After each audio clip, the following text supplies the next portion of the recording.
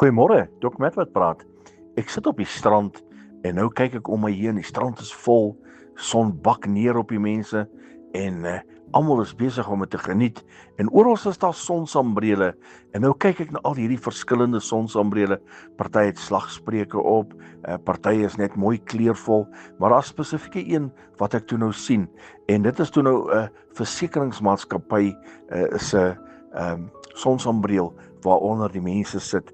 En die slagspreuk is, ons dek alles. Hierdie maatskappy se slagspreuk, ons dek alles. Nou, hulle dek uiteraard die mense wat onder hom sit en weerhou die son om by hulle uit te kom en beskerm hulle.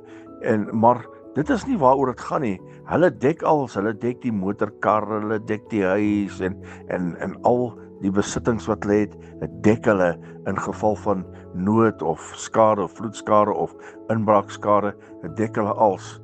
Maar jy sien, my God het 'n sambreel wat hy oor ons sit. As ons onder sy beskerming in beweeg het, dan beskerm hy ons van alles, alle forme van kwaad. Hy weerhou die goeters dat hulle nie naby ons kan kom nie. My grote God, my grote koning, onder sy beskerming. Daar's niemand wat so kan beskerm soos hy nie. Daar's niemand wat ons sal veilig hou soos hy nie.